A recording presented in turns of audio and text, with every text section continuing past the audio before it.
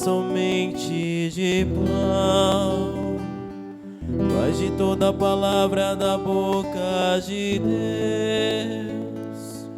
Louvor e glória a ti, Senhor, Cristo, palavra de Deus,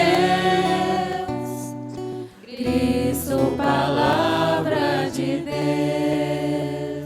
O Senhor esteja convosco. Ele está no meio de nós. Proclamação do Evangelho de Jesus Cristo, segundo Lucas. Glória a vós, Senhor. Naquele tempo, Jesus, cheio do Espírito Santo, voltou do Jordão e no deserto ele era guiado pelo Espírito. Ali foi tentado pelo diabo durante 40 dias. Não comeu nada naqueles dias e depois disso sentiu fome. O diabo disse então a Jesus: Se és filho de Deus, manda que esta pedra se mude em pão. Jesus respondeu: A Escritura diz, não só de pão vive o homem.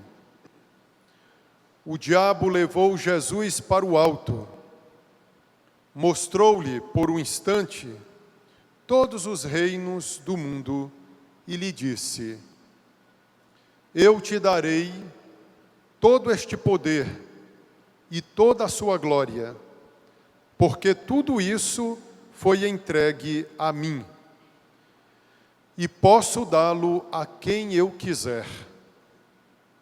Portanto, se te prostrares diante de mim em adoração, tudo isso será teu. Jesus respondeu: A Escritura diz, adorarás o Senhor teu Deus, e só a Ele servirás.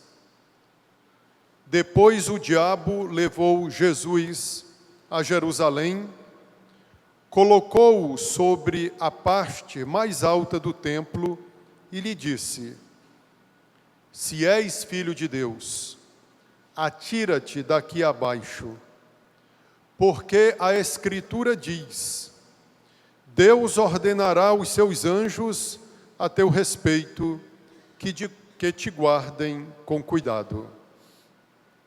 E mais ainda, eles te levarão nas mãos, para que não tropeces em alguma pedra.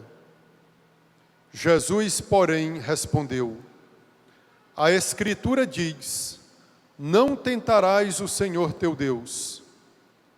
Terminada toda a tentação, o diabo afastou-se de Jesus, para retornar no tempo oportuno. Palavra da salvação. Glória a vós, Senhor.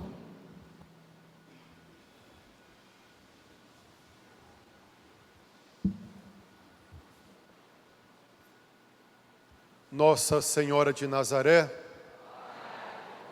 São José, louvado seja nosso Senhor Jesus Cristo. Queridos irmãos e irmãs, eu quero começar a homilia me dirigindo aos catecúmenos, ou seja, àqueles que na próxima Páscoa receberão os seguintes sacramentos: o batismo, a primeira comunhão, a Eucaristia, quiçá o sacramento da penitência, e alguns aqui também que vivem juntos receberão o sacramento do matrimônio. Vocês não receberão os sacramentos à revelia. Vocês estão sendo preparados na catequese estão recebendo a doutrina da palavra de Deus, da igreja, para receberem de maneira honrosa os sacramentos da salvação. Quero então aqui só destacar as duas turmas, a da dona Lúcia e a outra turma que eu acompanho, chamada de turma da catequese quaresmal. Eu falei que eu gostaria de começar dirigindo uma palavra para vocês, uma palavra tirada, sobretudo, da segunda leitura que nós escutamos da carta de São Paulo aos Romanos. Escutem bem. A palavra está perto de ti, em tua boca e em teu coração. Essa palavra é a palavra da fé que nós pregamos. Olhem bem para cá, para o Padre.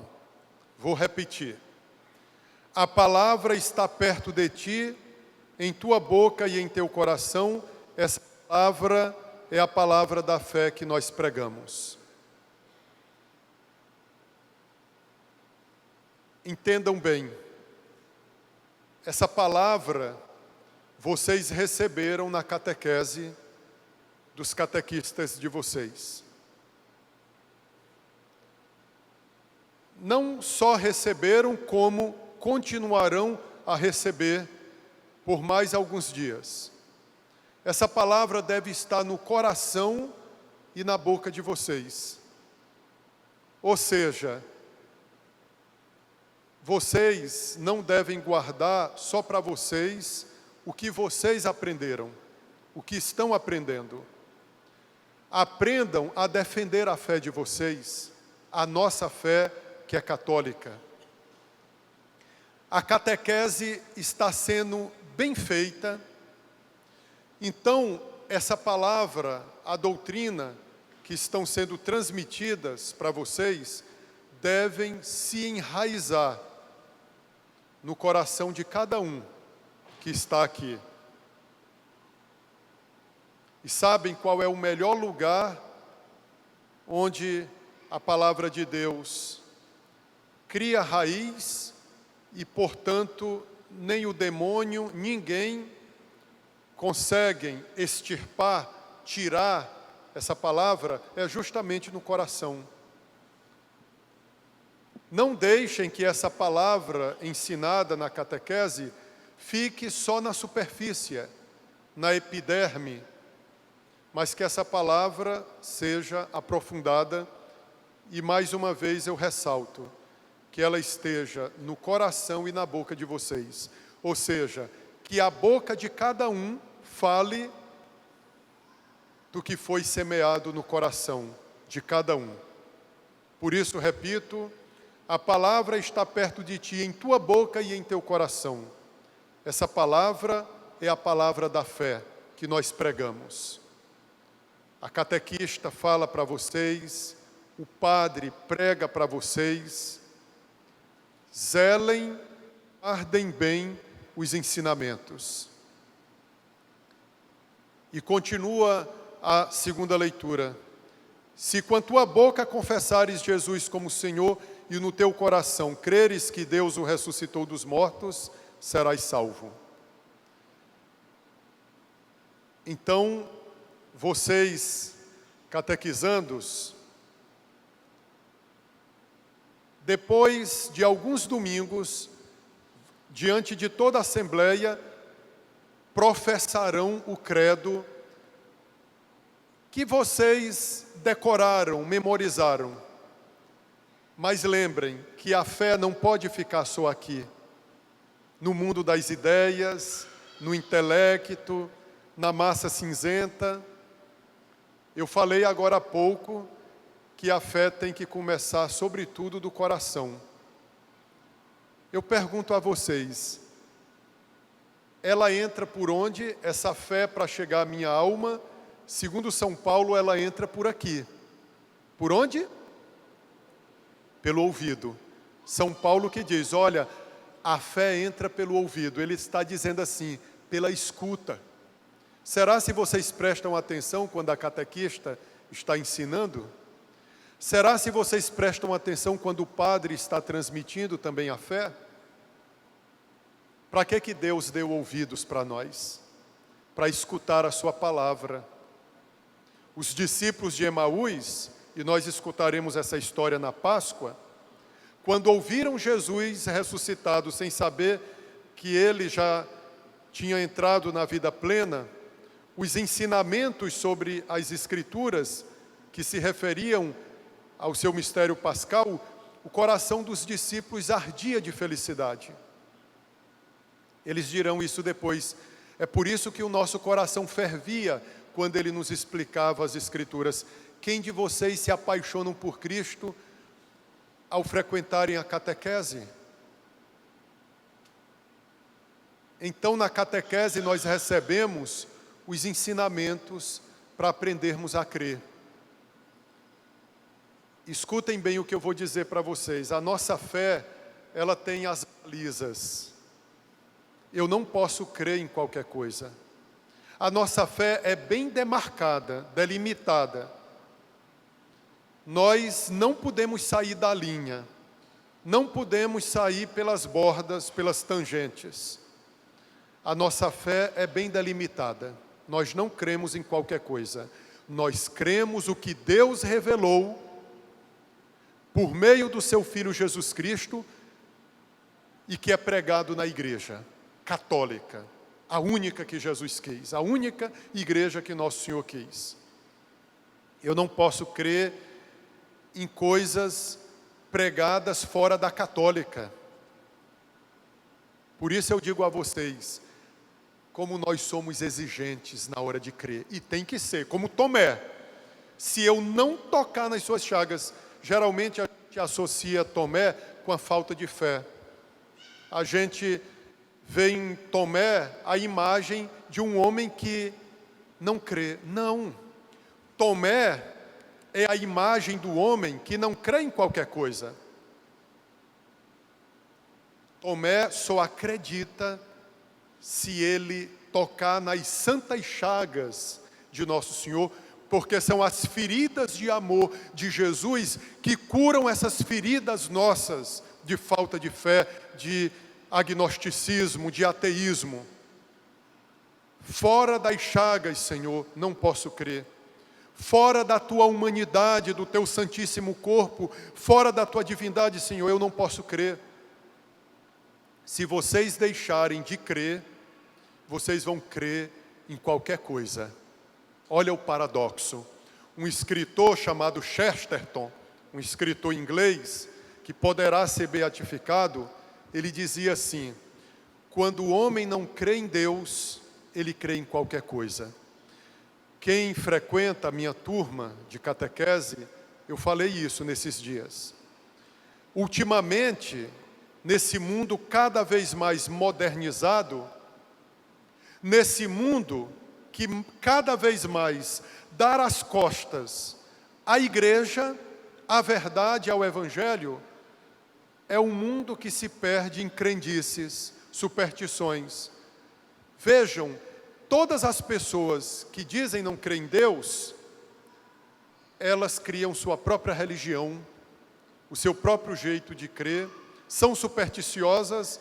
Vem cá, você não crê em Deus, porque Ele é espírito invisível, mas você crê em duendes, em encosto, em alma penada. Estão entendendo como quando você não é centrado na fé católica, você se dispersa, porque o homem foi feito para crer. Às vezes a gente não acredita em alguém que nos conta algo, mesmo sem eu ver. Então, é porque o homem foi feito para acreditar. Nunca fui à Ásia, mas se alguém for lá e me descrever como é aquela região, eu acreditarei, eu dou fé àquela pessoa. É normal, porque a pessoa foi feita para acreditar, sobretudo em Deus, nosso Senhor. Jesus veio a esse mundo para que tivéssemos a verdadeira fé. A carta aos Hebreus diz que Jesus é o autor da nossa fé. É Ele quem leva a fé à perfeição.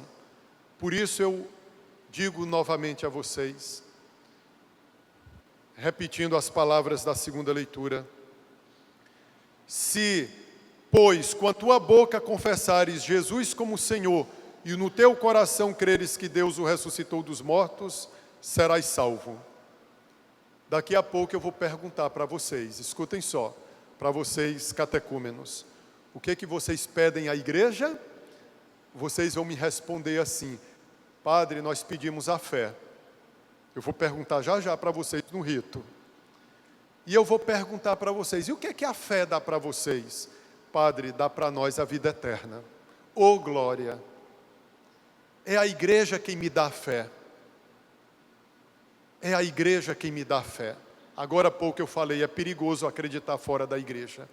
No credo que daqui a alguns domingos vocês professarão aqui diante de todos, está dito lá, creio na igreja. O que é crer na igreja? É crer dentro dela. Eu não creio fora da igreja. A minha fé é dentro da igreja, é aqui, no meio da comunidade que eu creio. Todo mundo que se afasta da igreja se perde. Não se afastem. Continuem.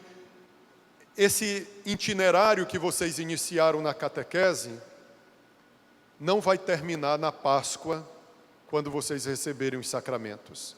Vai continuar até o fim da vida de vocês.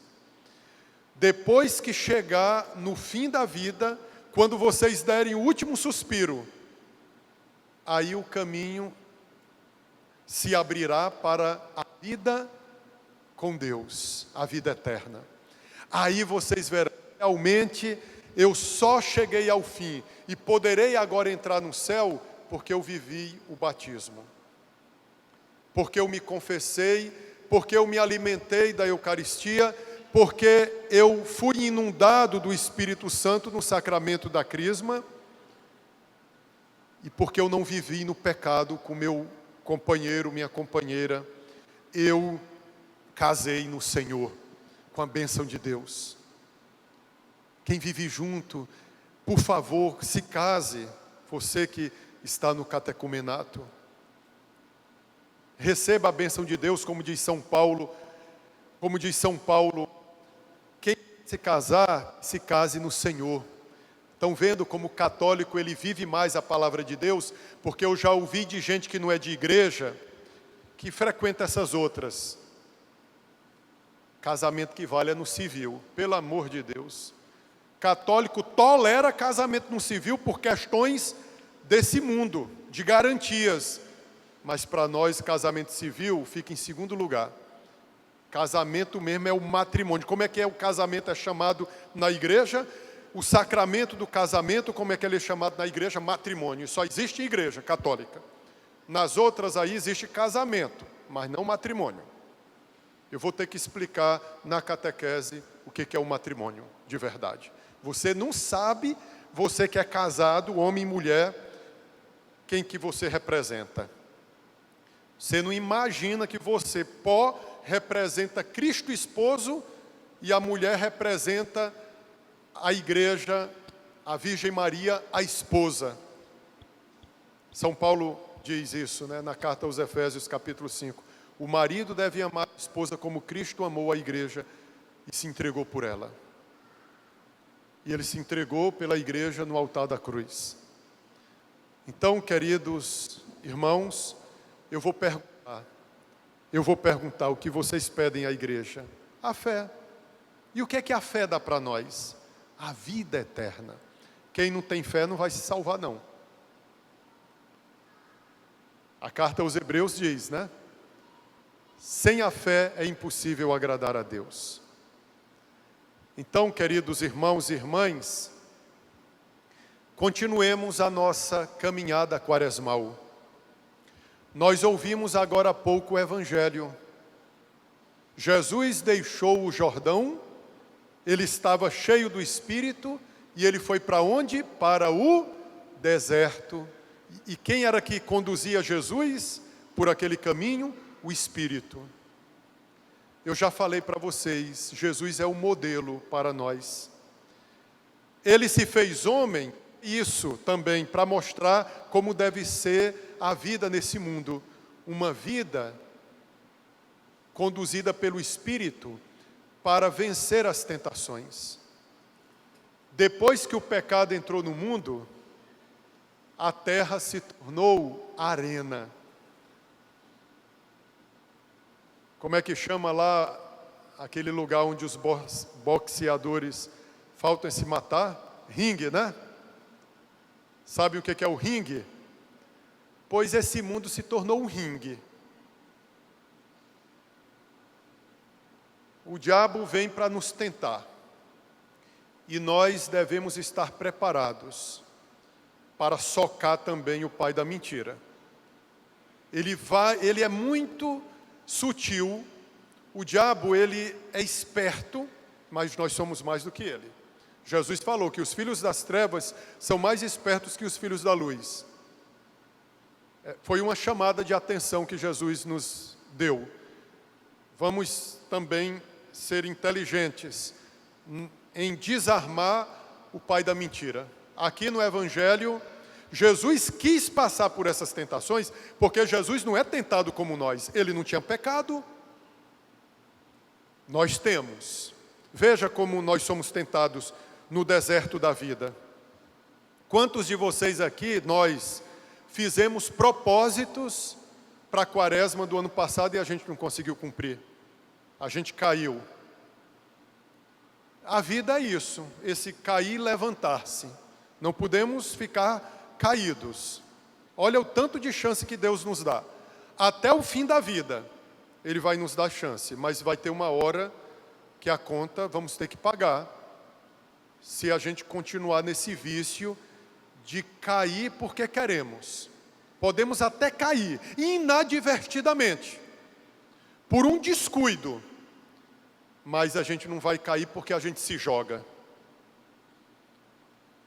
Aquele que cai por conta própria é aquele, não, eu sei que isso é pecado, mas eu vou fazer desse jeito. Agora tem pessoas que procuram ser santas e que caem por inadvertência, por um descuido. Então, Jesus quis passar por essas tentações para mostrar quais são as estratégias que o diabo usa. E são 3. Ele ficou sem comer, então ficou fraco, porque ele sentiu fome.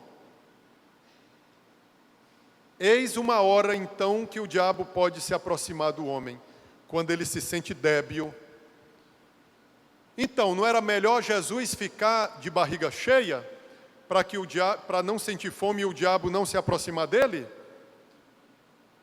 A barriga cheia também pode iludir o homem, dizia Evagrio Pontico, que é um padre da igreja, um padre do deserto, que quando o homem enche demais o estômago, toxinas sobem para o cérebro, o homem fica preguiçoso, não consegue pensar e ele não foca nas coisas de Deus, do alto.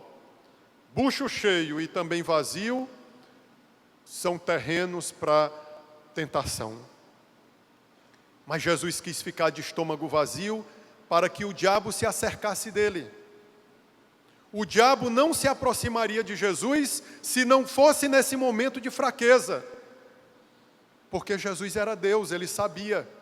Eu vou me meter com ele, eu vou me aproximar dele na hora que ele estiver fraco na sua humanidade, na hora da fome. Meus irmãos, e o diabo sugeriu para Jesus, transforma essa pedra aqui em pão. E Jesus derrotou essa tentação recorrendo à Escritura. Não só de pão vive o homem. O que é esse pão? Tudo aquilo que nós temos na vida, comida, lazer, família, trabalho, minha fazenda, minha roça, meus negócios. O homem precisa de pão, sim. Quando Jesus diz, não só de pão vive o homem precisa disso. O problema é que o homem faz do pão tudo na sua vida. Não só de pão vive o homem, mas de toda a palavra que sai da boca de Deus. A tua alma, meu filho, a tua alma, minha irmã, ela tem um alimento que não é o arroz e feijão que vai sustentá-la, mas é o alimento da palavra de Deus. Você satisfaz os seus sentidos, satisfaça também a sua alma. Por isso que vocês estão aqui, nós, nessa manhã de domingo. Vocês estão à procura da palavra que vai além do pão. Na semana vocês estão à procura do pão. E o homem precisa. Jesus falou isso, olha, eu sei que vocês precisam disso, mas buscai em primeiro lugar o reino de Deus, e o resto virá a vós como acréscimo. Quem tem a Deus nada falta. Não só de pão vive o homem, mas de toda a palavra que sai da boca de Deus. Deixa eu ir para a missa. Vida não é isso aqui não, só ficar nas coisas, nos assuntos terrenos. Deixa eu ir à igreja, rezar, participar da missa. O diabo foi humilhado. Aí ele leva Jesus para o alto, para ele contemplar todos os poderes da terra. E Jesus diz assim e o diabo diz assim para Jesus: eu vou te dar tudo isso aqui, ó, toda a glória, todo o poder do mundo, se tu te prostrares diante de mim e me adorares. Meus irmãos, o diabo disse para Jesus que foi dado a ele toda a glória do mundo. E o diabo daria para Jesus, em troca da adoração, todo o mundo. Ei, não, de modo algum. Tudo isso daqui é Deus. Tudo que está no mundo é de Deus. Olhem bem para Jesus. Ele conquistou tantas pessoas assim, crucificado. Olha aqui a imagem mais perfeita do amor. Deus amou tanto o mundo que deu o seu Filho, Jesus, para que ele morresse por nós. É assim que ele reinaria, é assim que ele conquistaria o mundo inteiro. Já ouviram falar do reinado social de nosso Senhor Jesus Cristo? Jesus deve reinar nesse mundo em tudo. Na política, nas instituições, na família, nas escolas. Se o homem for de Deus, se o homem se entregar totalmente a Cristo Jesus, as coisas nesse mundo andarão melhores. Por que as coisas vão de mal a pior? Porque os homens têm flertado mais com o pecado. A gente percebe realmente uma desordem na vida familiar, na vida de trabalho, na vida daqueles que nos governam, dos políticos.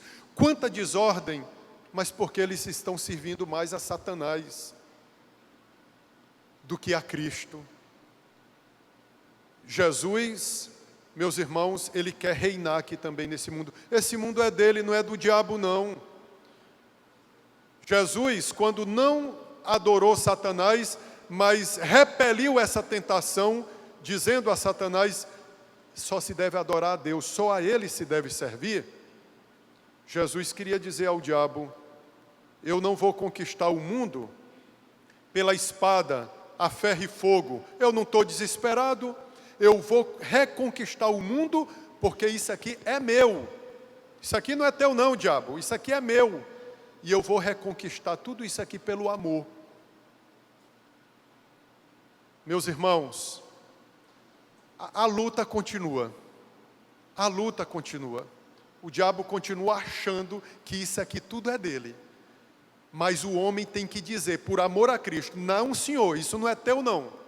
Isso é dele. Mas escuta, não adianta a gente só falar com a boca. Não, tudo isso é de Jesus. Jesus é o Senhor. E por debaixo dos panos, por detrás, corrupção, desonestidade. Jesus só é usado como para cobrir os nossos malfeitos. O diabo tenta o homem bem aí também, porque tem um ponto fraco. O homem foi criado para o poder. O homem foi criado para a glória, mas para o poder de Deus. Sabe por que o homem deseja tanta coisa? Porque ele foi criado para o céu. Só que esse desejo dele é degenerado pelo pecado. Ao invés de ele buscar o poder de Deus, a glória do alto, ele busca o poder do mundo. Ele, criado para o alto, se degenera para a cobiça. Meus irmãos, então Jesus repeliu essa tentação dizendo, só se deve adorar a Deus. Qual é o primeiro mandamento da lei de Deus? Amar a Deus sobre todas as coisas. Por isso, nós o adoramos.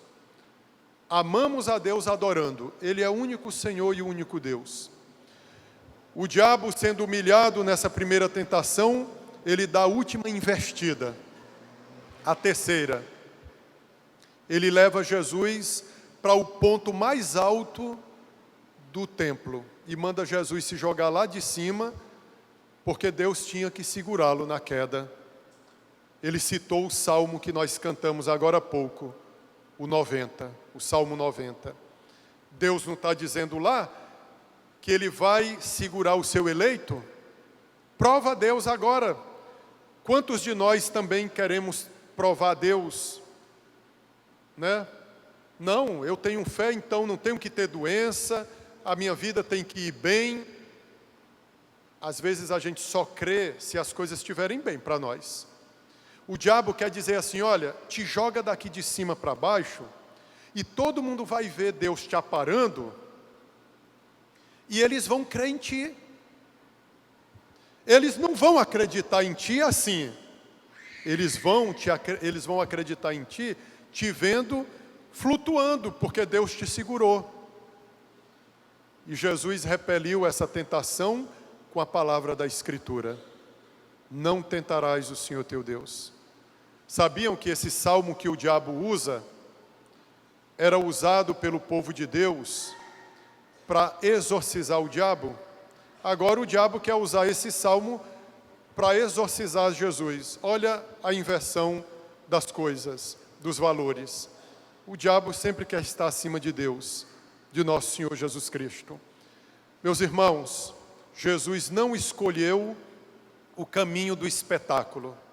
Ele veio para nos salvar e ele teve que tomar o caminho do desprezo. É assim que o mundo deveria acreditar nele.